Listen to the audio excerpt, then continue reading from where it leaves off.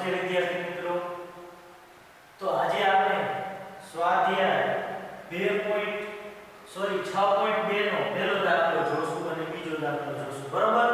તો 6.2 ની અંદર આપણે પહેલા દાખલામાં અને બીજા દાખલામાં આપણે પ્રમેયનો ઉપયોગ કરીને દાખલા ગણવાના છે. બરોબર? જે આપણે પ્રમેય શીખ્યા અત્યાર સુધી, બરોબર, એનો ઉપયોગ કરવાનો છે. તો આપણે પહેલો દાખલો જોઈએ. આકૃતિ 6.28 માં x અને y ના મૂલ્ય શોધો અને બતાવો કે AB સમાંતર CD છે. તો કે AB અને CD કેવી છે? સમાંતર બતાવવાની છે. તો એના પહેલા x અને y ના મૂલ્ય શોધીને બતાવવાનું છે. તો હવે જો આપણે પ્રમેય યાદ કરીએ તો કે પ્રમેય એવો હોય હતો કે જો x અને y આ દેખાય છે, પેલા આકૃતિને જોઈ લેવાની, એના ઉપરથી તમને અડધા જવાબ મળી જશે કે x અને y લીધા ઈ કેમાં છે? તો કે અંતઃયુગ્મ કોણ છે. બરોબર? તો આપણે એવો પ્રમેય શીખી ગયા કે જો બે સમાંતર રેખા હોય તો અંતઃયુગ્મ કોણની જોડ કેવી થાય? સમાન. અને એનો પ્રતિપ્રમેય એટલે કે એનું પ્રતિવિધાન, જેમ બીક લાગે તો વાઘ આવે ને વાઘ આવે તો બીક લાગે, એવું પ્રતિવિધાન કે જો બે x અને y આ જે છે તે અંતઃયુગ્મ કોણ, જો અંતઃયુગ્મ કોણની એક જોડ સમાન, જોડ એટલે બે થાય. બરોબર? એક જોડી ચપ્પલ એટલે એનો મતલબ શું થાય? બે હોય. તો કે એક જોડ કેવી હોય? સમાન હોય. તો આ બંને રેખાઓ કેવી હશે? સમાંતર હશે. એ પ્રમેયનો ઉપયોગ કરીને આપણે AB અને CD ને શું બતાવવાની છે? સમાંતર. તો આપણે કરવાનું શું છે? તો કે આ બેના મૂલ્યો શોધવાના અને બેના મૂલ્યો જો સરખા મળે તો આપણે કહી શકીએ કે AB અને CD કેવી છે?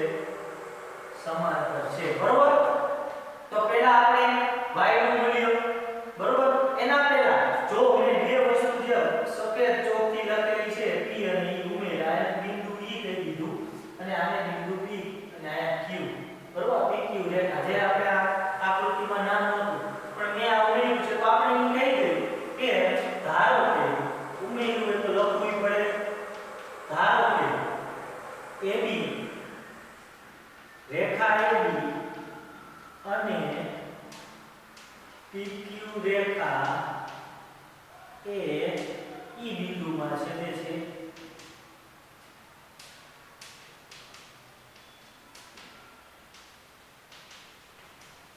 આટલું ક્લિયર થયું? તો હવે આપણે આ બે ખૂણાઓ y અને 130, તો કે કોણ C, આયા નામ આપું પણ આપણે ડાયરેક્ટ લખી દઈએ y બરાબર 130 અંશ થાય. કેમ? તો કે આપણે ખબર જ છે, આપણે નિયમ ભણી ગયા બી કોણ. જેટલું સરળ બને એટલું બનાવવાનું. જો હવે y નું મૂલ્ય તો મળી ગયું એને કીધું સમીકરણ નંબર 1. હવે તો કે x નું મૂલ્ય બે રીતે મળે. હવે જો ભૂમિતિમાં એ લાભ પણ છે કે તમે જે રીતે દાખલો ગણો એ રીતે ગણી શકો. દાખલા તરીકે કોઈ નિયમ દેખાય કે આ બે ખૂણાઓ રહ્યા એનો સરવાળો 180 ધારો રેખિક જોડના ખૂણા. કોઈ કહેશે મારે એને સાબિત ન કરવું, કોઈ એમ કહેશે કે આ ખૂણો આ ખૂણો કેવા છે? તો અનુકોણ. અનુકોણના માપ કેવા હોય? સરખા. તો કે x બરાબર 130 અનુકોણ એમ પણ કહી શકો. બરોબર? તો જે રીતે લખો એ રીતે સાચું પડે. એવું જરૂરી નહીં કે મેં કરેલું એ જ રીતે કરવું. બરોબર? તો આ રીતે પણ કહી શકો અને આ રીતે પણ કહી શકો. બરોબર? તો આપણે કહીએ કોણ AEB E ને B ઉમેરી એનો ઉપયોગ તો કરવો ને, એટલે એ રીતે કરીએ આપણે. અને AEQ બરાબર 180 અંશ થાય. કારણ તો કે રેખિક જોડના ખૂણા.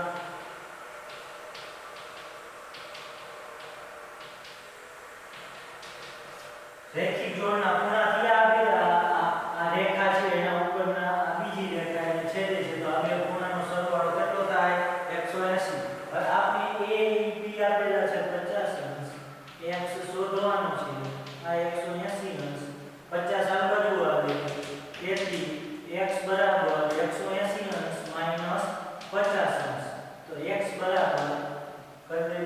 50 જાય તો 130 તો આને કહીએ સમીકરણ નંબર 2. હવે જો સમીકરણ 1 માં શું આવ્યું y બરાબર 130 અને સમીકરણ 2 માં શું આવ્યું x બરાબર 130. અહીં x બરાબર y હોવાથી બંને રેખાઓ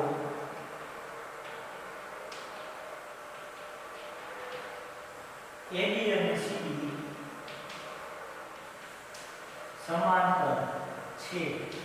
બરોબર, તો આપણે સાબિત પણ કરી દીધું. x અને y ના મૂલ્ય શોધી લીધા. તો કે જો આ બંને સમાંતર હોય, z બનાવે, જો અંતઃયુગ્મ કોણ છે. બરોબર, જો x અને y બરોબર એમ પણ લખી શકો x બરાબર y તો બંને અંતઃયુગ્મ કોણ હોવાથી AB અને CD સમાંતર થાય એમ પણ લખી શકો અને આમ પણ લખી શકો. બરોબર, કારણ શું છે? પ્રમેય આપને ખબર જ છે કે અંતઃયુગ્મ કોણની એક જોડ સમાન હોય તો બંને રેખાઓ સમાંતર હોય. બંને રેખાઓ સમાંતર હોય તો x અને y ના મૂલ્ય સરખા હોય, કારણ અંતઃયુગ્મ કોણ. હાલ હવે બીજો દાખલો જોઈએ. આકૃતિ 6.29 માં જો AB સમાંતર CD, AB અને CD કેવી છે? સમાંતર છે. CD અને EF, તો CD અને EF કેવી છે? સમાંતર છે. અને y જેમ z 3/7 છે. તો x નું મૂલ્ય શોધો. તો x નું મૂલ્ય શોધો. તો આની અંદર આપણે પ્રમેય 6.6 નો ઉપયોગ કરીશું.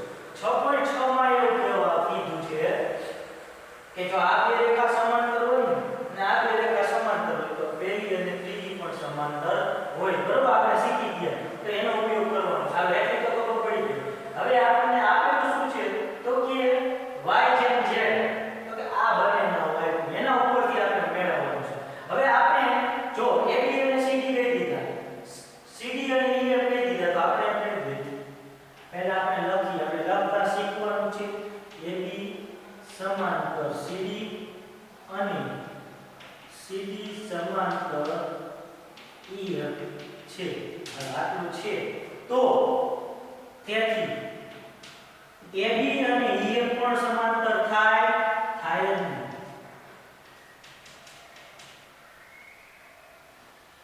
કારણમાં લખવું હોય તો પ્રમેય 6.6 બરોબર એમ લખો પણ ચાલે અને આમ પણ ચાલશે. હવે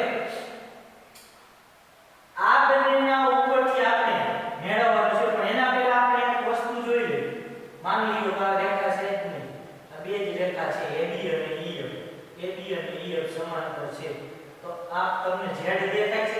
થોડી વાર માની લો કે CD રેખા છે જ નહીં, તો તમને અહીંયા z દેખાય છે. જો આવું વિચારવું પડશે તો દાખલા થશે કે આ જો z દેખાય છે તો આ x અને z કેવા થાય? સરખા, કારણ અંતઃયુગ્મ કોણ. આપણે કહી શકીએ તેથી x બરાબર z. કારણ આપણે લેવાનું અંતઃયુગ્મ કોણ.